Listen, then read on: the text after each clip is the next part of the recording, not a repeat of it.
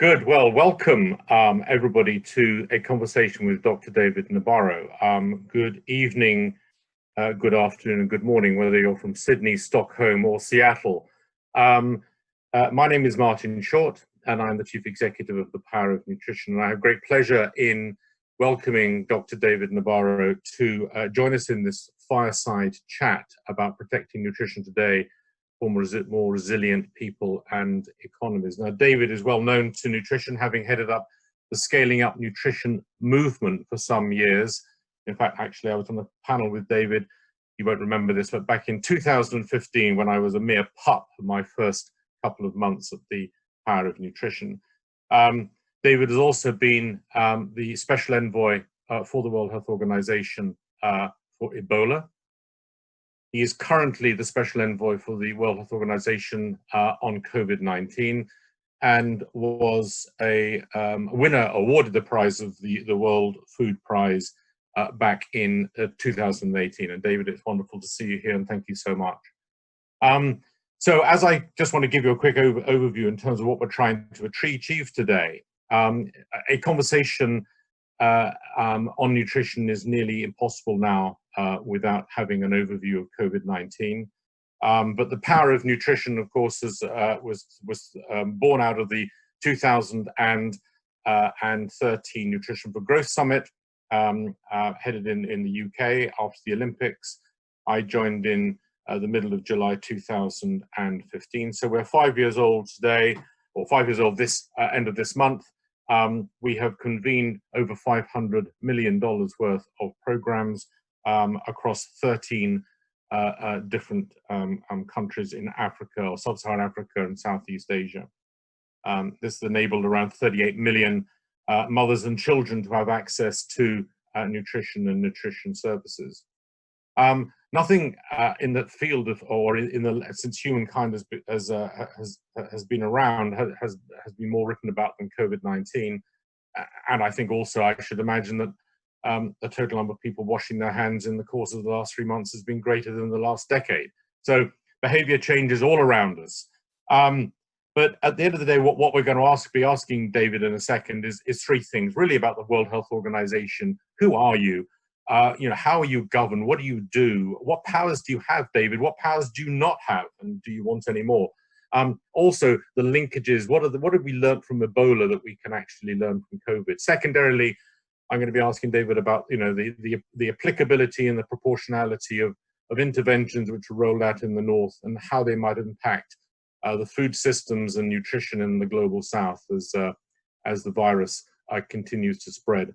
And then thirdly, about the economies of the world. Really, where's this money going to come from? Money is going to be in short supply and greater need in development than it was before. So the Power of Nutrition it was born simply because the amount of money that is put towards global nutrition is under 1%. So this is what we call official development assistance, ODA. And that number is so slight that the Power of Nutrition was born to bring some focus and attention to that issue. We are a UK-based charitable foundation. We have a leverage platform, so every $1 million that we bring onto the platform is leveraged by at least 4 times through bilateral agreements that were set up in 2015. We focus on Lancet-based, so-called evidence-based interventions, which form really sort of 3 pockets. One of them is supplementation, so vitamin A, zinc, etc. Secondarily, we focus very much around what I call medicinal interventions, deworming, treatment for severe acute malnutrition. And then thirdly, and the most difficult one, about behavior change. And I mentioned already that hand washing with soap has been, which is one of our interventions, has probably been driven by many, many factors, fear being, of course, one of them, has been rolling out across the world as one of the 2, that and social distancing, only available interventions to prevent the spread of the virus. So as the Power of Nutrition goes into its second 5 years, going towards our $1 billion target in December 2022, we've got to think about how we are convening. We are a defragmenter, we are a convener, we are not an implementer. We work through existing channels. And one of our big targets, of course, is to mobilize domestic resources. Those resources that the domestic and recipient countries have to put towards the well-being of mothers and kids. So I'm going to open up and speak to David now, and before that, let me just give you a little bit of an overview from the Office of National Statistics in the UK. Between the 2nd of March and the 10th of April this year, 13,000 people in the UK died of coronavirus. 84% of those people were white. 54% were male. 88% were over 65, and 90% of them had a condition, unlike condition, which included diabetes or obesity, Alzheimer's and dementia also being prevalent. So the question is, David, World Health Organization, what are you doing about it? Are we really all in this together? Because it seems to be, as somebody said, is a bit of a white crisis up here, but some of the bigger issues that we have down there. And to show you what we're doing very quickly on stunting and wasting, the stunting and wasting are the two pillars of what we do.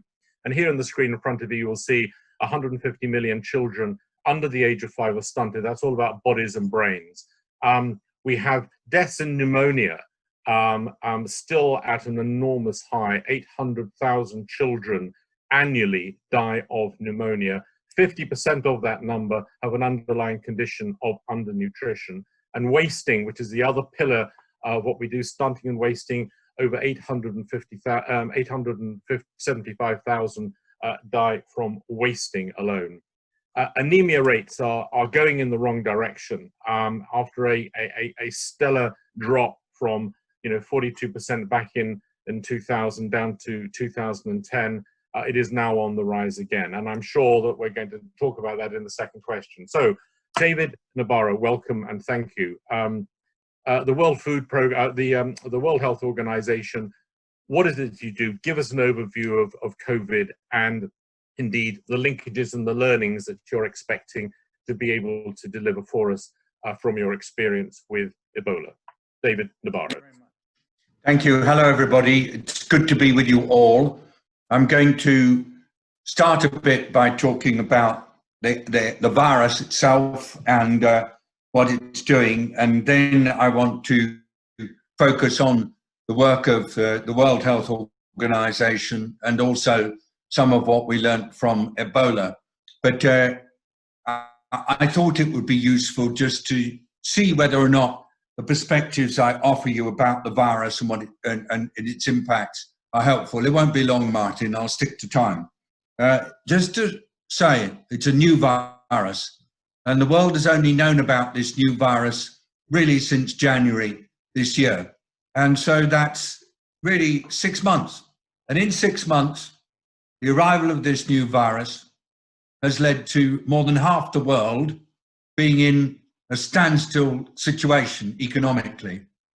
It's led to an extraordinary global crisis of increased poverty, increased malnutrition, unemployment, and then death. And yes, affecting mostly older people, but there are some big inequities in the death. In the United States, for example, it's mostly people who are non-Caucasian who seem to be at greatest risk. So it's quite a nasty virus in that it seems to discriminate in the way in which it affects humanity. And in the World Health Organization, which I've been involved with for many years, but I've been working on COVID since January, our task is to act as the source of understanding and then information, advice and guidance about this new virus for everybody, working super rapidly to take account of new information as it becomes available, to offer information that's as unbiased as we can make it, that reflects on the interests of every nation and every peoples, and that seeks to ensure that we get benefits to people equitably in a world that is currently pretty unequitable. What COVID is doing is it's revealing extraordinary inequities in our world. Actually, right now, the countries that are facing greatest danger are the countries that are particularly poor, with health systems that are not strong, with people living often in extreme poverty, and with a very major lack of data on what is happening.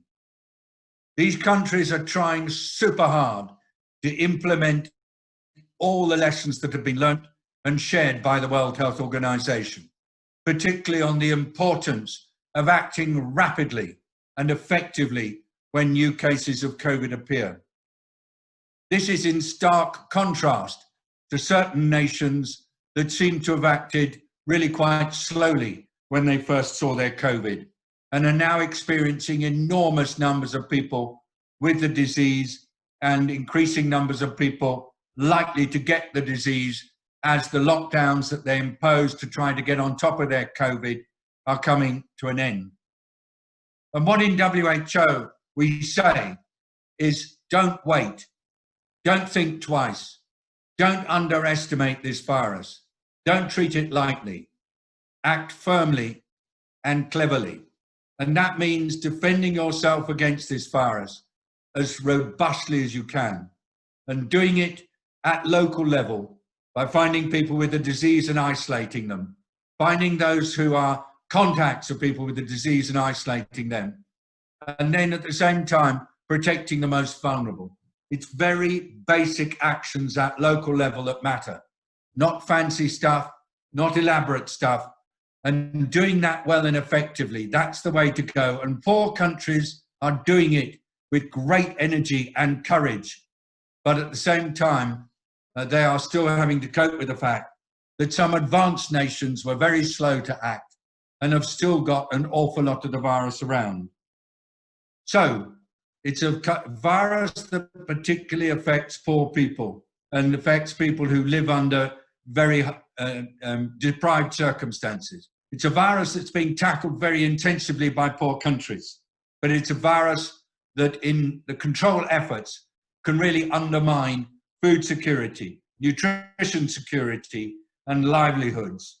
And so in the WHO, what we've been doing is to just share the experience that we're finding from all over the world, trying to make sure that everybody knows everything that we know about the virus, and that if we don't know things, then we say we don't know. We don't have any kind of bias in relation to specific countries. But our members, who are our governors, they seem to have a lot of disagreements with each other. They seem to be somehow expressing their disagreements through critiquing the work of the WHO Secretariat. 7,000 people in 100+ offices, 6 regional bureaus, and 1 Geneva headquarters, all of whom have been working flat out since January when this started. We'd like to encourage those who govern us, the member states, to do everything they possibly can not to find reasons to dispute with each other. And if they really are dissatisfied with what their WHO is doing, then don't make inquiries and make accusations and withdraw money or withdraw cooperation when we're right in the middle of the most extraordinary epic battle that any of us have ever known in our lifetimes. Wait till we've got ahead of this virus. Remember, we're just at the beginning of coming to terms with this virus, but let's do it a job. And then, yes, you can make your inquiries. You can call us to account, and we are ready to be called to account. And so, just Martin, very, very important to say that working in the multilateral context is challenging, very challenging, but the World Health Organization, as a technical part of the international system, will not give up, will not cease to serve everybody everywhere, regardless of nationality, wealth, sex, or any other variable, because that is our mission. And that's what we did on Ebola. That's what we did on avian influenza. That's what we do on other pandemics. And that's what we'll do on every issue. To get it right, we must at all times make sure that inequity is the focus of our attention. And so I pass back to you in this fast. Thank you. Thank you, David. And I think we appreciate the incredible difficulty, of course, of working with these very large, sometimes outwardly looking cumbersome organizations that, as you say, they have a governance structure which is probably a little bit alien to many people on this call, and certainly many people within the private sector. So thank you from all of us in terms of how you work there. Switching to some of the challenges, David, and you, of course, are so steeped in nutrition, having headed up the scaling up nutrition movement. And so let's move to the global south, which has yet to feel the brunt and may yet feel the brunt of this. And I think some of the questions that we've been asking ourselves, you know, when we look at the fragility of the global health systems in the global north and how they have been able to cope with this, if you look at the fragility writ large in the global south, where we are already under huge strain from a number of other activities, and we've mentioned before, whether it be pneumonia deaths, whether it be refugee issues, whether it be just giving basic supplements to supplement the poor diets. What are the sort of not unintended consequences, but the consequences that could happen within those systems as we think of rolling out, you know, the social distancing that has worked in the global north? What social distancing looks like in Pakistan and Bangladesh and parts of India, Nigeria, I must say, is somewhat alien to me, and I'm sure to other people on this call. Imran Khan said the other day, I can ask people to self-isolate, but within 48 hours they're not going to do so because they're going to starve. They don't have the facilities that we have in the global north. And to slightly contradict myself in the sense that, you know, is the youth of Africa and Asia going to help and save us perhaps? 23 of the youngest population, or countries with the youngest population out of 25, are in sub-Saharan Africa, where the median age is around 19 or 20. The median age in Europe, 43.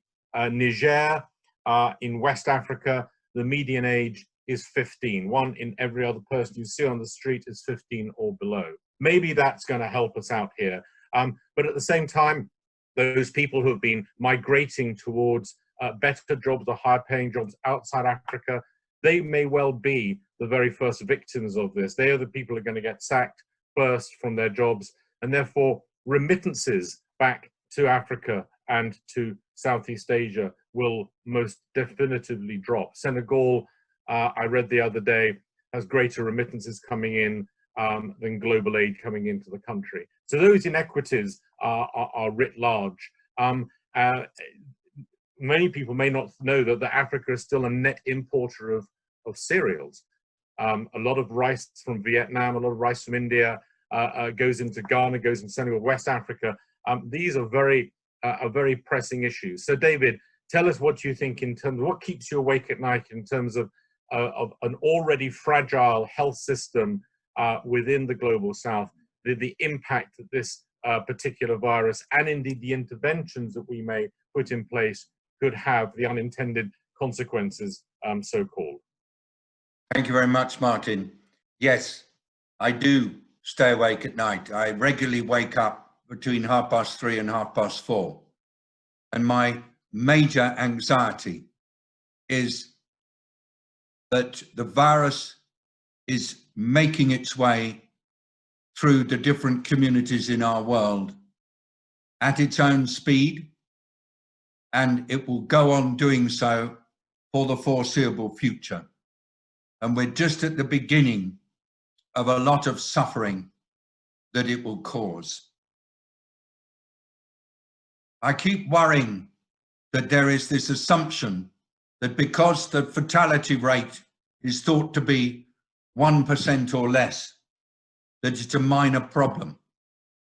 But if you multiply 1% by all the people who are susceptible to this virus in our world, you can see a lot of death And that is the reality. This virus will go on causing suffering and death everywhere it goes to, unless we can learn how to defend ourselves against it. Please don't be lulled into feeling that it's a mild problem and somehow milder in poorer countries than it's been in Western Europe, the United States, or Russia. No, it's a dangerous, nasty virus, and it does have really unfortunate consequences. It's really, really clear that people who've got various forms of malnutrition are more at risk as a result of this virus. I want to go broad. It's malnutrition and metabolic and other chronic diseases, people with obesity, people who've got diabetes, type 1 or type 2, people with cardiovascular disease. And we really much believe also people with undernutrition as well. It seems that there are some vitamin deficiencies associated with a nasty impact of this virus. The virus is particularly unpleasant for poor people everywhere, particularly people in overcrowded settlements. So my stay awake at night anxiety is that this virus is going to be with us for a long time to come, and is going to continue to have sporadic and really unpleasant impacts all over the developing world. And health systems and social systems, food systems, nutrition systems in the developing world are going to be sorely tested by the impact of this virus. It's really important that we have global solidarity to ensure resilience and strength, and to prevent gains that have been made in recent years from being unfortunately undermined as a result of this virus and our efforts to contain it.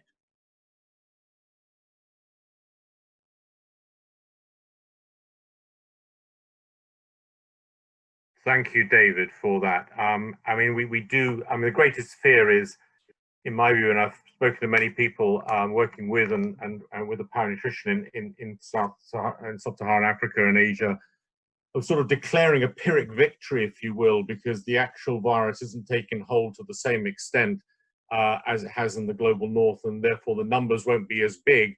And yet at the same time, we see an escalation in pneumonia deaths of under 5, which is already tragic at 800,000. We see wasting deaths increase towards 1 million, and for the sake of a few dollars, those can be converted. We're going to see definitively the uptake of vitamin A, I would say, without any hesitation, that is going to drop off.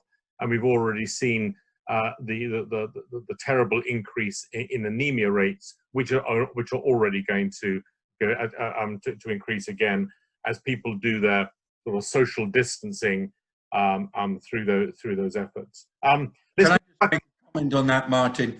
You know that I worked on Ebola in West Africa, 2014, 2015.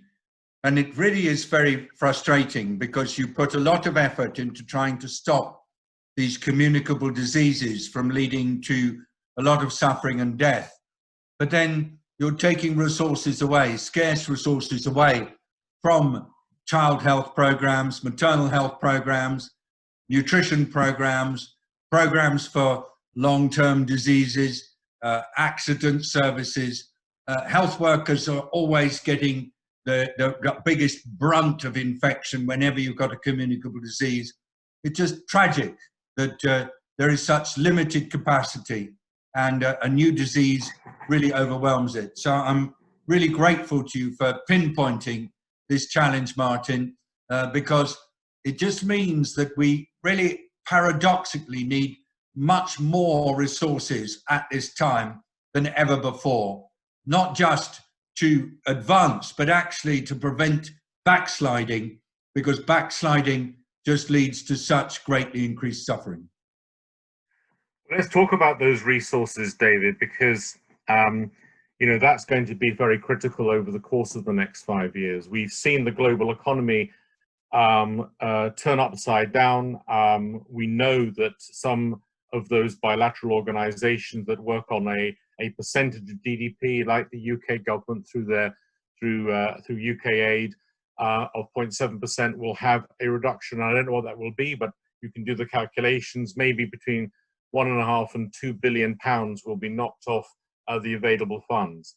Simultaneously, World Vision, Save the Children, Oxfam, all these INGOs will have suffered terribly in regards to A, money being diverted, and secondarily, them not receiving money into their coffers. And therefore, a lot more people are going to be asking for a lot more money from a pot of money that has depleted, and probably by about 10%.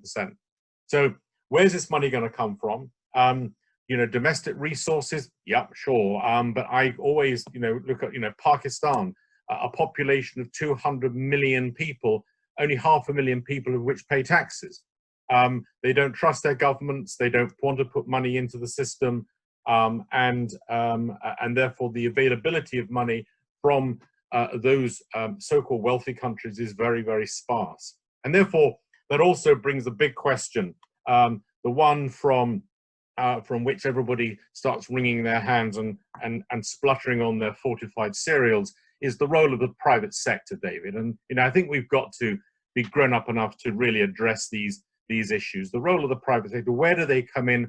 How can they help? How can we look at that transition from shareholder capitalism to stakeholder capitalism? Thinking through where this money is going to come from, and also, you know, let's just not forget what drives the global economy. China, you know, China at 6% growth throws off an economy the size of Australia every year. If China goes down, irrespective of anyone's views on it, that is going to have a very significant impact on GDP globally, and therefore the amount of money to be put towards that global aid. So lots of questions there, David. Role of the private sector, where's the money going to come from? Who's going to pay for it? And then we can start talking, lots of questions coming through, I see, but you know, collaboration and partnership, two of the words that I have heard utilized more since I've joined development than any other two words, and also actions that have done less to actually prove that those things can be done. So where's the money coming from, and how do we make sure that is better coordinated? Thanks very much indeed. Just let's be clear that the levels of poverty, hunger, malnutrition, particularly among children and women, are increasing dramatically as we speak. It's not something that's going to happen in the future. It's happening now. It's unfortunately the result of widespread reduction in income earning opportunities, widespread unemployment throughout the poor world, as well as in the rich world. It's a global issue. But the numbers of people affected in the developing world is in the hundreds of millions. Just simply look at the numbers in India, then add the numbers in Africa, add the numbers in Latin America, go to Pakistan and Indonesia, and then continue totaling up, and you will find very quickly that we're going to see possibly a doubling of the numbers of people who are poor and who are affected by undernutrition or malnutrition in the coming year or so. But we shouldn't wait till the numbers are there to be measured. It's necessary to act now. And so here are my suggestions. A, focus on impact. Look at the interventions and activities that will achieve the greatest impact. Wherever possible, building on and adapting existing food systems, health systems, and social protection systems. Don't invent new stuff. Wherever possible, ensure that local actors get supported. It's much more expensive to bring in external actors. But if you can mentor and support local actors and enable them to have resources to be more effective, that is great. Thirdly, when dealing with hunger and malnutrition, relatively small inputs, particularly if it's cash, have really massive outcomes. We're not here talking about thousands of dollars equivalent per person. We're talking about tens and hundreds. And there is excellent information on the power of cash supplements for helping people through it. Fourthly, I agree with you, Martin, the word partnership might be an overused word. It's more beyond partnership. It's all hands on deck now. That's everybody. Local authorities, national governments, local businesses, national and international businesses, non-governmental organizations, universities, professional bodies, the media. It's everybody, backed up by the international system, but it's really the local actors who will make a difference. This is an acute and extraordinary social, economic, and political crisis, with hunger and malnutrition at its core. The impact of the nutritional losses, particularly for women and children, will be felt for generations to come. It'll be measured in terms of increases in stunting, increases in the inabilities of people to achieve their full potential. And we must, all of us, all hands on deck, act now, act effectively through empowering local actors and local initiatives wherever possible. David, thank you. Thank you very much for that, that rundown of impact through to partnership. Let's dwell a little bit on the private sector. Number of chats coming through and questions that were posed. You know, one of the things that I think that has frustrated me slightly when I've come in, and because I'm in development now, I can probably criticize it and feel reasonably okay that I can. But you know, governments don't create jobs. Jobs are created by the private sector. The governments are there to provide that enabling environment, that level playing field of legislation, taxation, land rights, rule of law that encourages people to come into the country. The recipient countries have got to get, I think, a better grip on that. Secondarily, though, I think that the private sector's got to realize that we don't have, the public sector's got to realize that we don't have all the answers. Neither does the private sector, and having come from it, I know that they do not have all the answers to the complexities. But you know, if I look at an institution such as Unilever, well known to, I think, everybody here listening in today, they probably know more about hand washing with soap than any other corporate on the planet. Hand washing with soap is one of our 11 interventions that we push. It has shown great effectiveness. Yet, I think to myself, can Martin Short of the Power of Nutrition make hand washing with soap an aspirational activity, or is that the domain of the private sector? Because I would love to be able to say over the next couple of years that our 11 interventions have now gone down to 10. We've outsourced hand washing with soap to Unilever or to RB or to other players that are in that business, because they have the ability to think through price points, portion size, and make it aspirational, both on the purchasing power as well as an item in regards to cleanliness. So talk us through that in terms of how much have we got to move really as development to be able to start thinking through really what the private sector is going to be able to add to us here, David. Thank you very much, Martin. I want to turn it round the other way. I want to talk about business and the role of business in society. We've had the privilege in our organization 4SD to interact with hundreds of businesses in the last 3 months. But they're not contacting us to say, how can we make more money? Or how can we avoid going bankrupt? They're contacting us to ask us to talk through with them what their business is all about in this extraordinary time when everything seems to be turned on its head. Basically, they're saying, what's the purpose of business? Because they're seeing straight away that it's not just about making money. It is about relationships with customers, relationships with suppliers, relationships with employees, and relationships with society.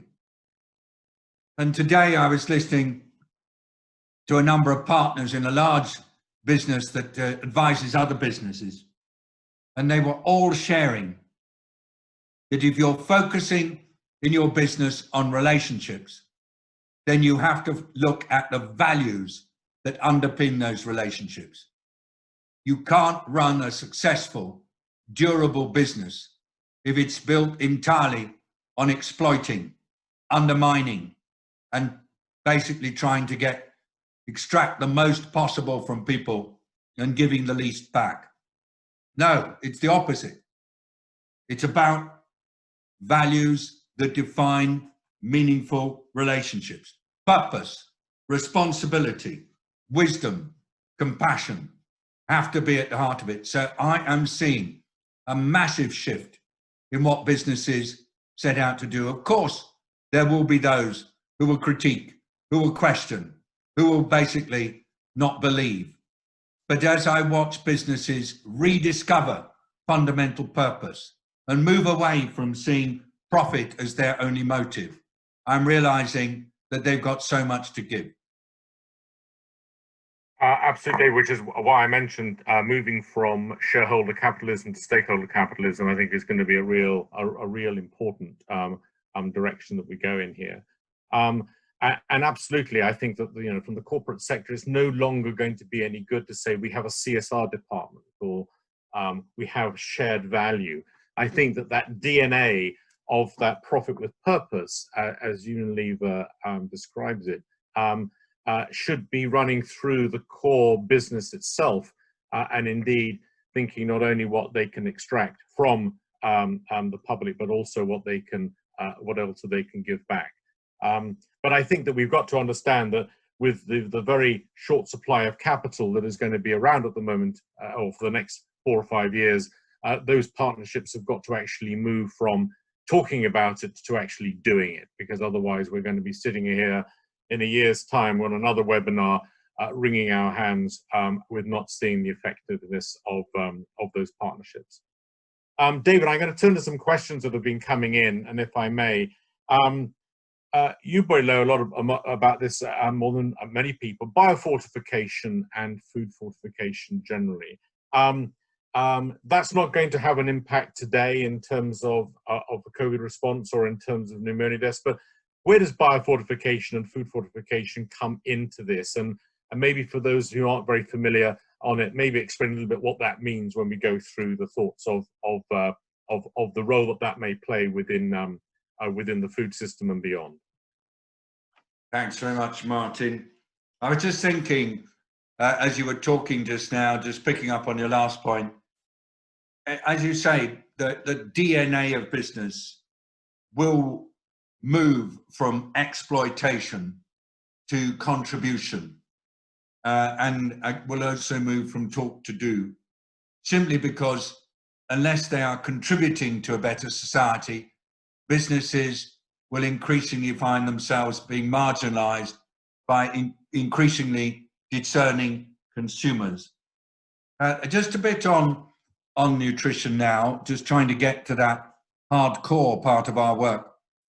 We know very well that the human body needs to have some core essential elements in order to be able to be strong and to function well. And these include obviously protein, they include vitamins, it includes minerals. And the vitamins and minerals are collectively called micronutrients. And one of the realities is that many of our diets are lacking in key vitamins and minerals. You've already mentioned anemia, which is due often to a lack of iron. You might have mentioned goiter, which is associated with the lack of iodine, or conditions that are linked to lack of zinc or lack of vitamin A. And both of them are necessary for defending against illness. Now, I think it makes real strong sense that people everywhere should be having adequate access to micronutrients. And there are two ways of doing that. One is by offering them additional micronutrients in the form of sprinkles on their food, or perhaps other ways of giving them. Sometimes, though, you can fortify foods by incorporating iodine into salt, or iron into salt and other necessary ingredients. Or you can fortify flour and other essential items. And so that's the fortification part. And then there's actually creating new forms of growing plants that actually have extra vitamins in them, like sweet potatoes that have extra vitamin A. They're particularly orange in color. And that is an example of fortification of a biological kind, or biofortification. To me, it makes absolute sense for us to be prioritizing micronutrient malnutrition through fortification by getting the micronutrients into staples, or through biofortification by getting them into things that we normally eat. And that seems to me to make really good sense. So as far as I'm concerned, human resilience can be achieved through fortification and biofortification, and should be prioritized. Thank you, David. And those people who may have seen that the new appointment to the Gates Foundation as head of nutrition comes from a very strong background in food fortification. So we look very much forward to hearing what they have to say on this issue. Let me read out a question that's just come in, David. A recent paper in The Lancet suggested that the worst case scenario could cause over 1.2 million excess child deaths due to the lack of access to routine health service. What do we recommend from the nutrition community that will prevent that from occurring? Thank you very much indeed. Of course, as I mentioned earlier, one of the big anxieties when you get a major infectious disease moving through society is that it leads to a rundown or even a cessation of health services for other conditions. And there are plenty of reports in European and American newspapers about increases in suffering and death due to other conditions besides the COVID, simply because hospitals get overwhelmed, or people are scared of going to hospital because they're worried they will get disease. I would like to suggest to everybody that we have two priorities here. One is to say very clearly in any advocacy work we do that it's necessary to ensure that some part of health services is protected for those with non-COVID conditions, and then other parts of health services are kept specifically for those with COVID, with the staff being properly protected, patients being properly protected, and patient flow and equipment being prioritized. It's no good having everything turned over to COVID, because otherwise your services are incomplete. And I really want to see services for women and children being prioritized. Secondly, we have to make sure that every possible action can be taken to strengthen people's own defenses against illness. And one of the best ways to strengthen defense is to prioritize nutrition, micronutrients, protein, energy, making sure, particularly in early years of life, that nutrition is adequate. There's such a strong case for prioritizing good nutrition at this time with this threat of the COVID, not just in order to improve defenses against that particular virus, but also to improve people's basic health and their capacity to fight off other infections. Thank you for that, David. Another question that just come in is that the coordination effort, and I think that's one thing that not necessarily to do with COVID, but to just do with development. Because listen, I mean, you know, and I take this from Joanne Carter unashamedly at Results in Washington, when she stood up and said a number of years ago, you know, stunting isn't just to do with nutrition, it is a proxy for a failure in development to actually get the job done. And I think that that's a really good point. So the question is, can we say anything about the coordination of funds across the UN agencies and other donors to effectively support countries to address the secondary effects of COVID-19 on livelihoods and food insecurity? Is there a global coordination effort? Because, you know, we will talk about jolly good, you know, coordination and everything, and, you know, and sometimes, David, I think we can be accused of drinking the Kool-Aid here and thinking we're all doing a wonderful job, when in fact, actually, it looks very siloed. And I see that from nutrition. We do play a part of defragmenting the marketplace, getting donors that would have done what I unkindly call romantic projects in country on nutrition that have impact in the moment but no sustainability in the long term, to come under one program which gets government's attention and then tries to go through the systemic reformation that is required if you're going to hardwire this into the budgetary process. But on that COVID response, what sort of coordination efforts are we seeing? Who's leading this? Who can we point to and say that is the person to whom that we should listen to and think through all the interventions for COVID? Thanks very much indeed, Martin. And the way you've set that question up, of course, gives me quite a tough job, frankly, because in real life, you never do have adequate coordination because of the way in which our lives are organized. I mean, I just so value the process that occurred internationally between 2012 and 2015, when leaders of world nations said we've got to have a different approach to development, where we look at the interconnection between different aspects of our lives. We approach the issues universally and stop dividing them between rich and poor. And we focus on working together in partnership as the way to make a difference. That was the time when the world worked out what the agenda for development between 2015 and 2030 was. That was the time when we came out with the 2030 Agenda for Sustainable Development and the 17 SDGs. The people who were negotiating this were very clear, and the chairs of the negotiation process have been explicit about it. You don't slice it up into separate goals and targets. You have to approach it as an integrated and interconnected whole. And that is so important, yet so much of the way in which our lives are organized doesn't respect the reality that for most people, life is about interconnected elements.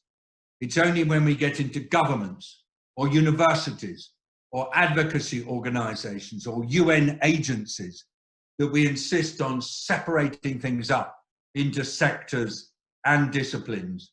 And the moment we do that, we are not offering the best to the people we're here to serve. So the way through this has to be to respect the principles of the 2030 Agenda. The way through this has to be to confront separate action, to confront sectoral fragmentation, whether it's in governments or in donors, in NGOs or in institutions. Now, nutrition really is one of the most obvious intersectoral activities. It should not be called a discipline. It should not be turned into a ministry. It's an outcome of the interactions between so many aspects of human life.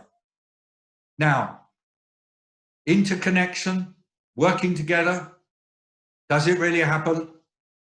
We need to be very, very critical whenever we look at a coordination process. Is it just about talking? Well, what's the point? Is it talking with people just simply saying what they do and parading their logos and their egos? Absolutely no point at all. Is it about actually leaving our egos and logos behind and leaning together and working on the issues and bringing together everybody that matters and operating with inclusiveness and synergy? Then we're talking about something. I've seen this in the United Nations. I've seen it in government. I've seen it in civil society. I've seen it in local communities. It's not impossible, but it requires us to leave behind affiliations and to work together for people's goods. We have to be ambitious and audacious and accountable when we do this. The United Nations tries. I watch it. I'm not in the UN right now. I'm working for WHO, as you know, but I don't see myself as a paid employee of the UN, but I still am very affected by the United Nations. It really does make efforts on coordination, on humanitarian coordination, on coordination around nutrition, or coordination around all the SDGs, actually. But of course, it's not enough. And I still feel that until we can overcome this wish of governments to operate in stovepipes and sectors and separations and really respect the reality of the interconnections in people's lives, our coordination will never be good enough. We've always got to call ourselves to account on coordination and make it better. Well, I couldn't agree with you more, David, because the Power of Nutrition is not an implementing organization. It has no aspirations to be one. We have to work with and through others who have existing value chains and try to help them improve them and build on that, rather than think that we can replicate it and do it alone. And I think sometimes becoming an implementer is the domain of the weak, because it's very easy to do things in a fully integrated fashion, raise money, buy products, supplements, and then distribute them, and you think you're doing a wonderful job. Actually, without coordination, without working with UNICEF, the World Bank, a lot of the INGOs, Save the Children Care, ACF, and Nutrition International, we aren't going to get anywhere. And indeed, one of the interesting things that actually brought me to this, into nutrition, was that there was no Ministry of Nutrition. And I've never advocated for one. But I do think that it has been an issue where people see that the nutrition is a subset of, or a small part of, another ministry. And we see it as the base on which those ministries sit. You get nutrition right, and your dollars will go further in education, will go further in health, will go further in agriculture, because stunted children grow into stunted adults, and they will have high absenteeism rates, a high incidence of non-communicable diseases, and all those other issues. One of the questions, Dave, sorry, do you want to come back on that? Sorry. Just saying that I've just got the warning bell that I need to depart very much on time because of an event that starts in 4 minutes. So I don't, just telling you that I might quite sharpish. That's fine. Well, I see we are coming to the last 4 minutes, David, so we're going to wrap up with just one final question, if you will. That landscape of replenishment is a very busy landscape. We've got GFF, we've got Global Fund, you've got Gavi, you've got all sorts of people coming in there. How do we keep nutrition high on the global agenda? What have we got to do to keep it up there? You've got a couple of minutes, I know. Just that last closing remark would be great for you to hear, to keep nutrition high on the agenda. Well, I was just looking at the website of Power of Nutrition. Maximizing potential are the two words there. The returns on good nutrition, especially good nutrition early in life, are astronomical. It is such a good buy, but it's one of the best kept secrets in our world, probably because it is so hard to demonstrate, and it's about children and women, and that doesn't necessarily turn people on. So we just have to keep stressing that if you want massive return on your investment, do it through investing in nutrition. I'd also like to talk about the power of nutrition. I am so impressed, Martin, by that comment you just made. One of the things that's most difficult to do is to maintain your stance as a a convener, a coordinator, a defragmenter, and not to be an implementer. But goodness me, what courage you have to stay in that role. It's easy just to get on and implement.